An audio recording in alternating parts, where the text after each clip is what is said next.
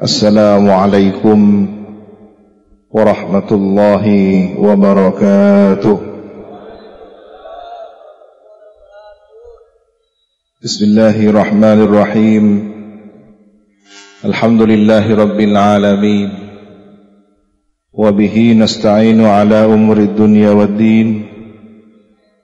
Wassalatu wassalamu ala ashrafil anbiya'i wal mursalin Sayyidina Muhammadin wa ala alihi wa sahbihi ajma'in. Qala rabbi shrah li sadri wa yassir li amri wahlul 'uqdatam min lisani yafqahu qawli. Amma ba'du, inna asdaqal hadithi kitabullah wa khairal hadi hadi sayyidina Muhammadin sallallahu alaihi wasallam. وشر الأمور محدثاتها وكل بدعة ضلالة وكل ضلالة في النار. Mari bersama-sama. Allahumma inni a'udzu bika an adilla aw udalla aw azilla aw uzalla aw azlima أو أظلم أو أجهل أو يجهل علي. وصلى الله على سيدنا محمد وعلى آله وصحبه وسلم. حضرة المحترمين ساداتنا العلماء, para kiai, para habaib, keluarga besar Takmir Masjid Baitur Rahman Banyuwangi, para jamaah iktikaf, seluruh kaum muslimin muslimat, hafizakumullahu jami'an. Semoga kita senantiasa dijaga oleh Allah Subhanahu wa taala. Berada di penghujung Ramadan, semoga kita sesuai dengan nasihatnya para ulama, innamal a'mal bil khawatim. Amal itu ditentukan pada bagian akhirnya. Terkadang seseorang di awal kebaikannya dia sulit mencapai suatu prestasi keistiqomahan, tetapi menjelang akhir barulah kemudian Allah anugerahkan hidayah, taufik, ma'unah, kekuatan, sehingga ia dijadikan orang yang husnul khitam.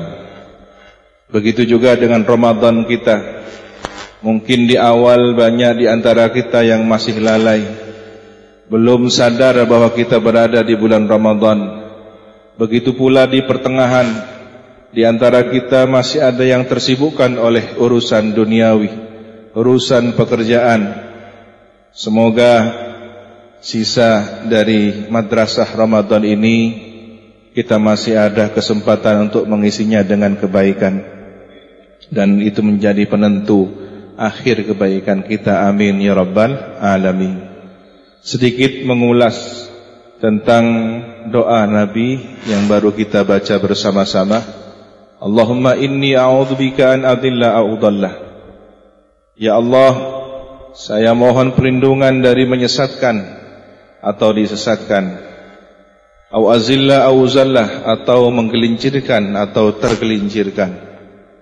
Au azlima au dzlamah, dari menganiaya atau teraniaya.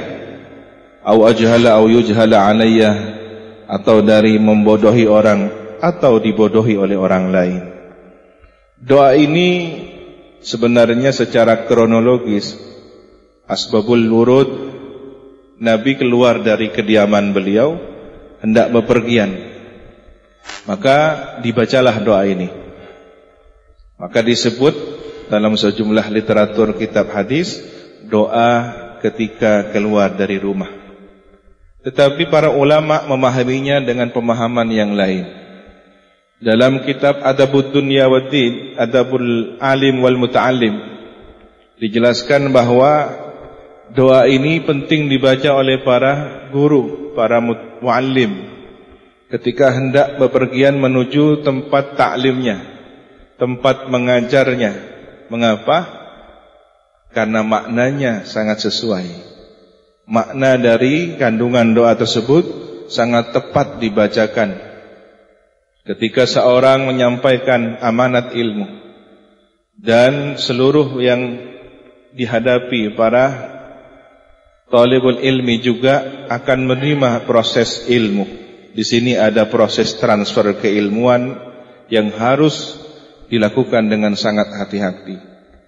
Maka 4 permohonan tadi sangat penting sekali sekiranya ketika fitnah zaman semakin kita rasakan, di mana terkadang majelis ilmu belum tentu benar-benar mendatangkan apa yang dirindukan oleh yang dahaga.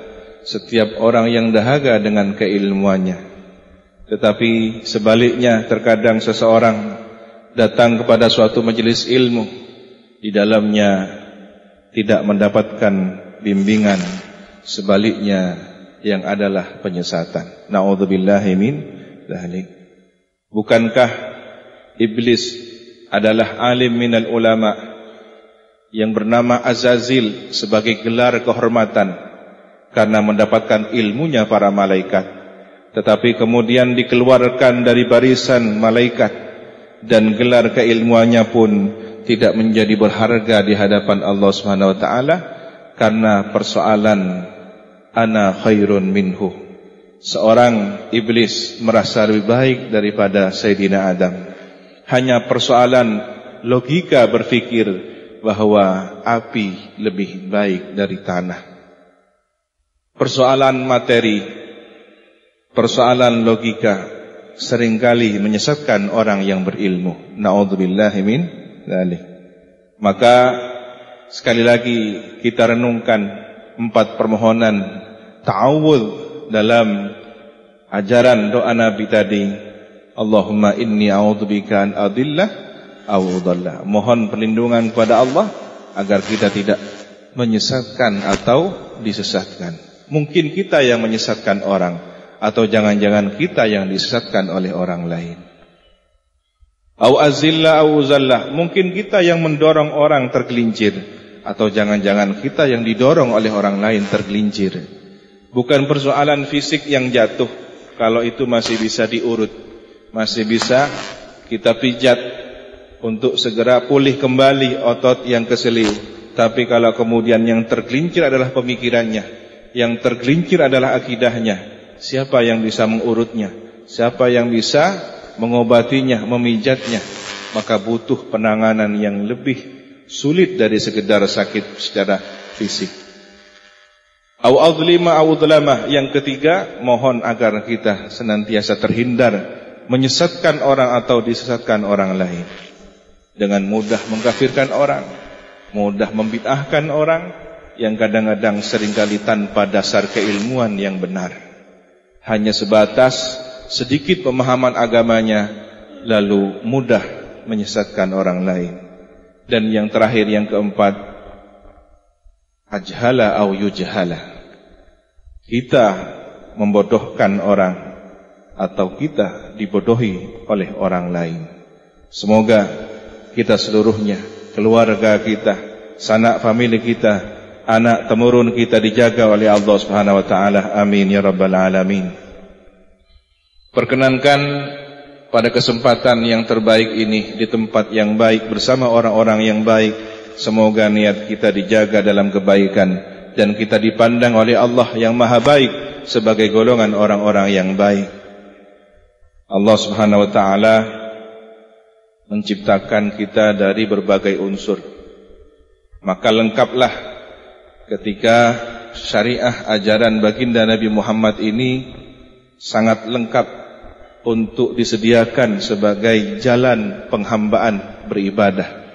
Allah ciptakan kita penglihatan mata, maka ada ibadah melalui melihat, membaca Al-Quran. Allah ciptakan pendengaran, maka dengan mendengarkan, menyimak hal yang bermanfaat menjadi nilai ibadah.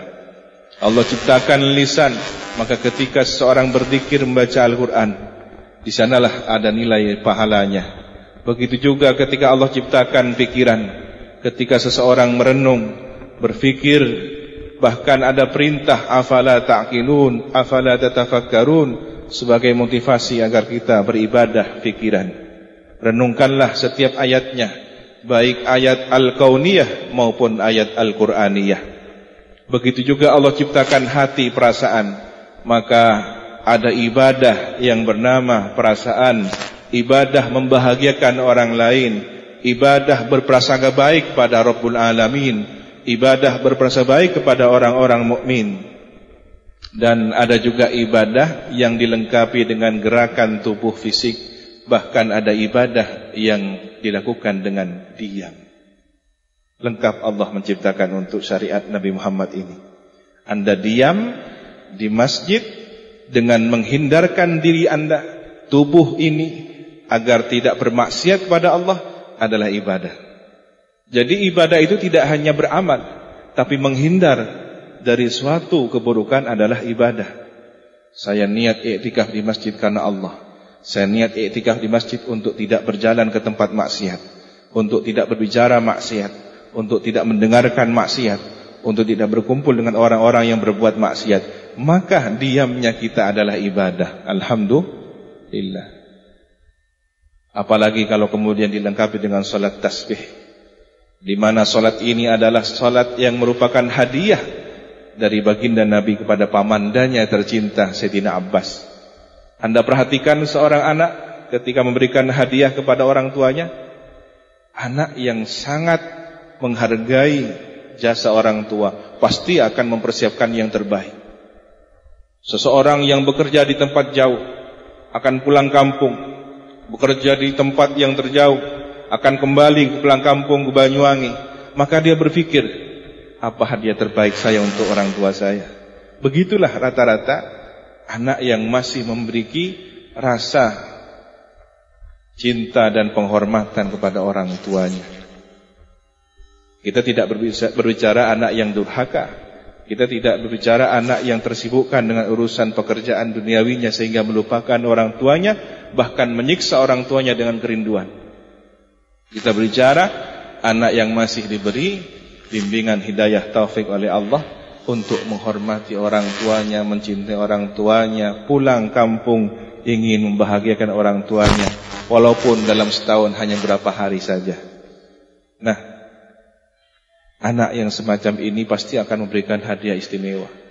Demikianlah baginda Nabi sebagai keponakan, pada posisi anak akan pasti memberikan hadiah terbaik untuk pamandanya dalam posisi orang tua. Sayyidina Abbas meskipun tidak seberapa jauh jarak usia beliau, tetapi tetap adalah paman. Kemudian ditawari oleh baginda Nabi suatu amalan yang istimewa, salat tasbih. Bahkan Nabi terkesan setengah memaksa, kalau tidak benar-benar maksa. Wahai amman Nabi, disebutnya dengan nama gelar paman Nabi. Ini pasti ada yang istimewa. Berbeda ketika seandainya Nabi, wahai pamannya Muhammad, pasti ada urusan pribadi.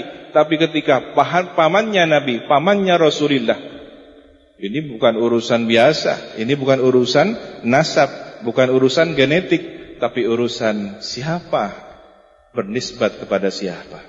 Pamannya Rasulullah, berarti persoalan keimanan, persoalan syafaat kelak yang akan diberikan pada hari kiamat. Berkenankah engkau salat? Dijelaskan oleh Nabi salatnya, membaca tasbih subhanallah, alhamdulillah, wa la ilaha illallah, Allahu akbar 15 kali, 10 kali, 10 kali, setiap rakaat 75 kali, total 4 rakaat dengan 2 kali salam 300 kali. Kemudian dianjurkan setiap hari. Jika tidak bisa, 1 pekan 1 kali. Jika juga tidak berkesempatan, 1 bulan 1 kali. Masih juga tidak berkesempatan, 1 tahun 1 kali. Dan masih juga tidak berkesempatan seumur hidup 1 kali. Kok koyo iya maksud? Berarti ada yang istimewa. Nah, maka berbahagialah ketika kita ditakdir oleh Allah bisa sholat tasbih misalkan. Ini entah programnya, ada program sholat tasbih ini. Luar biasa. Maka kita memposisikan mendapatkan hadiah dari Nabi pada posisi sebagaimana Sayyidina Abbas. Berbahagialah Anda yang terpilih untuk sholat tasbih, karena di situ ada kalimat yang menunjukkan Anda mendaftarkan diri sebagai orang-orang yang dikenal di langit. Karena bacaan subhanallah walhamdulillah wa la ilaha illallah Allahu akbar ini akan diperkenalkan cahayanya menuju arsy Allah. Berkeliling, berkonvoi di sana, memperdengarkan bacaannya, bahkan si pemiliknya, saya adalah milik amalan fulan bin fulan. Betapa bahagianya. Maka jangan heran ketika ada orang yang tidak terkenal di bumi tapi terkenal di langit. Dari mana? Dari komunikasi batinnya melalui zikir subhanallah walhamdulillah wa la ilaha illallah wallahu akbar. Sedikit saya bercerita tentang zikir ini. Ada sebagian masyarakat yang terbiasa sebelum adzan membaca subhanallah walhamdulillah wa la ilaha illallah wallahu akbar. Allahumma sholli ala sayyidina Muhammad. Kemudian datang orang yang baru mengenal agama, bid'ah, sesat, menambah-nambahi adzan.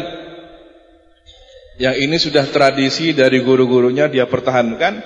Yang sana karena baru semangat agamanya, baru dapat ilmu, langsung diamalkan. Padahal sederhana persoalannya. Kadang-kadang hanya persoalan mikrofon. Bacanya pakai mikrofon. Subhanallah alhamdulillah wa la ilaha illallah Allahu akbar wa la haula wa la quwata illa billahil azim.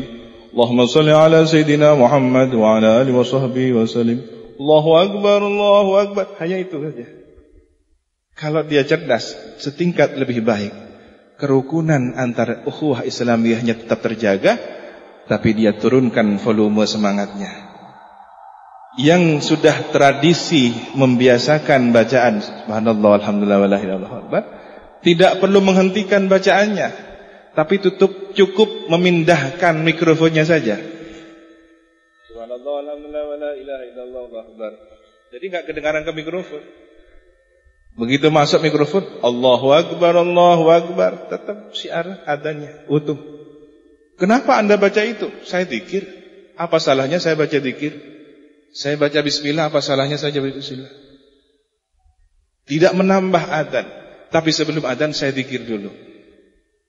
Zikir ditambah zikir, karena adzan juga zikir. Ini kalau orang berilmu.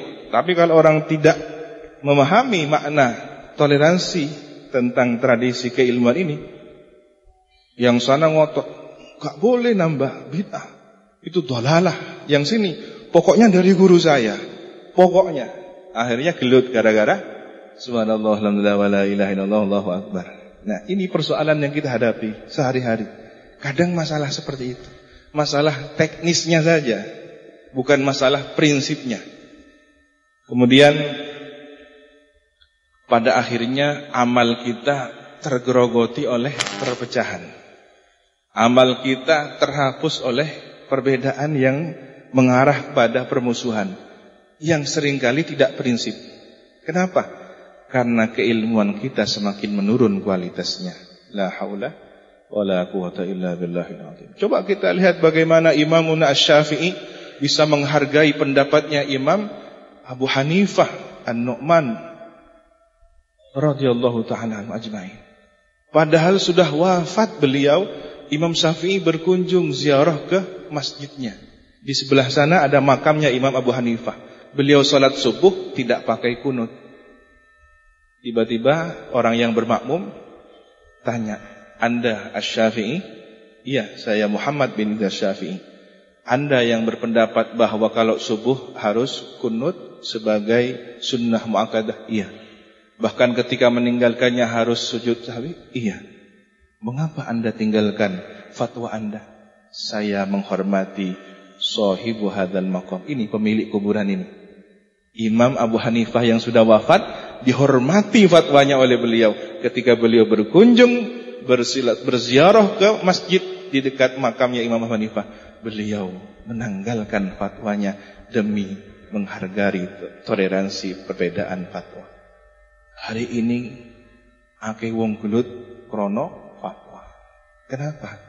Karena tasamuhnya kita, toleransi kita dalam memahami keilmuan sudah pada tingkat fanatik yang salah. Fanatisme yang mengarah kepada fanatisme buta. Semoga kita dibimbing oleh Allah Subhanahu wa taala untuk memperbaiki ukhuwah ini, untuk mempererat kembali kesatuan umat ini sehingga menemukan kembali kejayaannya. Amin ya rabbal alamin. Kalau tidak, maka dikhawatirkan ada kelompok yang setengah-setengah. Amal baiknya ada, amal buruknya juga banyak. Maka kelompok ini akan disebut kelak pada hari kiamat sebagai ashabul a'raf. Di dalam Al-Quran akan terjadi satu peristiwa sebelumnya. Sebelum saya ceritakan siapa ashabul a'raf, wa nada ashabul jannati ashaban nar. Penduduk negeri surga akan memanggil penduduk ahli neraka. Ini ulama memberikan beberapa komentar. Ada yang mengatakan secara lisanul hal penduduk surga itu seolah-olah menegur penduduk neraka. Tetapi ada yang mengatakan hakikian, benar, penduduk surga akan memanggil-manggil penduduk neraka. Allah sampaikan suaranya sehingga terdengar kepada penduduk neraka yang ada di dalam jurang neraka, meskipun beratus-ratus tahun, beribu-ribu tahun jaraknya. Tapi Allah sampaikan suara itu. Apa yang disampaikan penduduk surga kepada penduduk neraka? Hal qad wajadna ma wa'adana rabbuna haqqan fa hal wajadtum ma wa'ada rabbukum haqqan? Sungguh kami telah menjumpai janji Tuhan kami berupa surga, berupa kenikmatan surga. Apakah kalian jumpai janji Allah kepada kalian wahai penduduk neraka? Maka dijawab oleh penduduk neraka, qalu na'am, iya, kami mendapatkan siksa sebagai ancaman janji Allah kepada kami yang durhaka. Kemudian ada petugas bagian penyeru, al-la'natullah 'alal zalimin, bahwa laknat Allah atas orang-orang yang aniaya. Ini menunjukkan bahwa siksaan neraka tidak hanya sebatas fisik, tapi juga psikologis. Sudah terbakar, tersiksa, dicincang, dipanaskan, disiram timah, di berbagai macam azab neraka, masih kemudian dikata-katai dengan perkataan yang kasar, laknatullah 'alal zalimin. Sudah menderita secara fisik, masih ditambah secara kejiwaan. Maka tidak ada orang yang afiat di dalam neraka. Ketika kita berdoa, ya Allah, as'alukal afwa wal afiyah, aku mohon ampunan dan afiat, ini berarti kita minta surga. Kenapa? Karena di neraka tidak ada orang yang afiat. Orang yang afiat semuanya ada di surga. Maka kalau minta yang lengkap, ya Allah, sehat wal afiat. Kenapa? Kalau sehat saja, mata bisa melihat, tapi melihatnya maksiat. Nah, ini sehat saja. Tapi kalau sehat wal afiat, mata bisa melihat, yang dilihat kebaikan. Telinga bisa mendengar, yang didengar kebaikan. Lisan bisa berucap, yang diucapkan kebaikan. Ini sehat wal afiat. Semoga kita sehat wal afiat. Yang terakhir, ini bagian akhir, bahwa nanti setelah penduduk surga menyampaikan kepada penduduk neraka dan dijawab oleh penduduk neraka, kemudian ada suara panggilan untuk penduduk neraka, laknatullah 'alal zalimin. Di sana ada satu hijab pembatas, ya, antara surga dan neraka.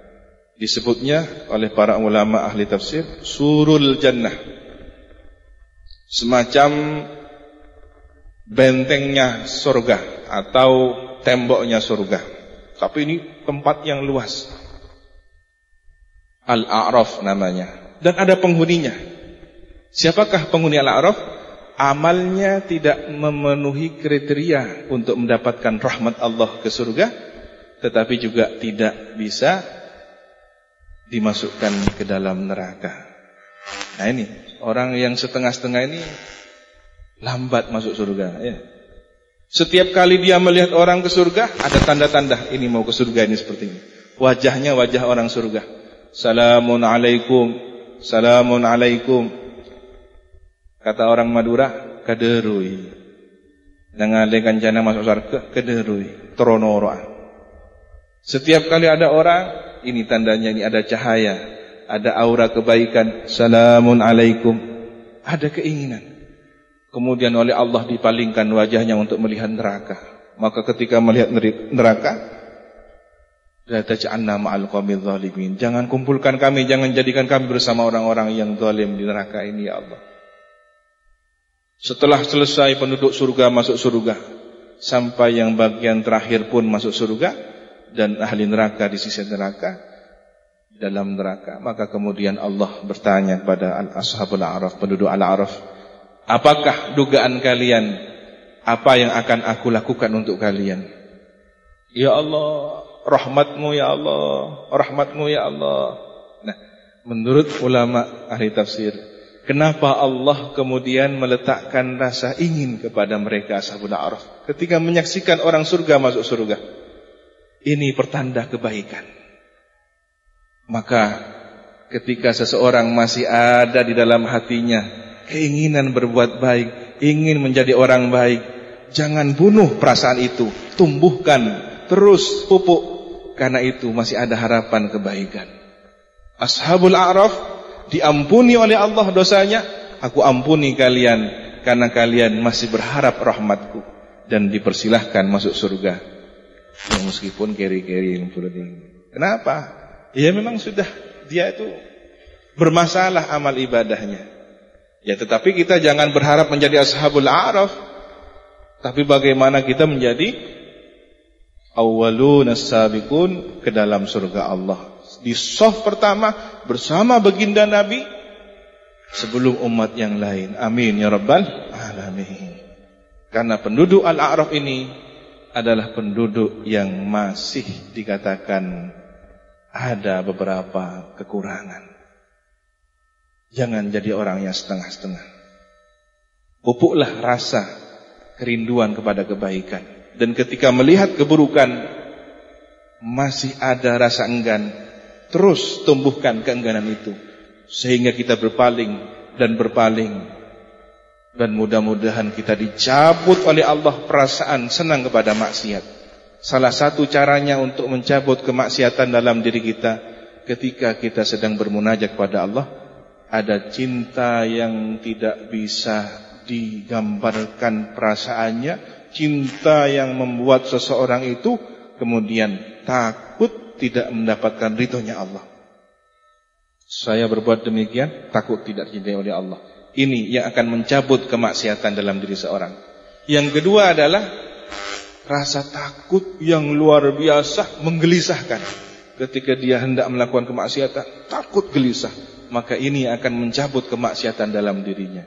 Semoga kita dianugerahi rasa cinta yang luar biasa dan rasa takut yang menggelisahkan, sehingga kita enggan berbuat maksiat. Amin ya rabbal alamin. Ya Allah, ya rabbal alamin.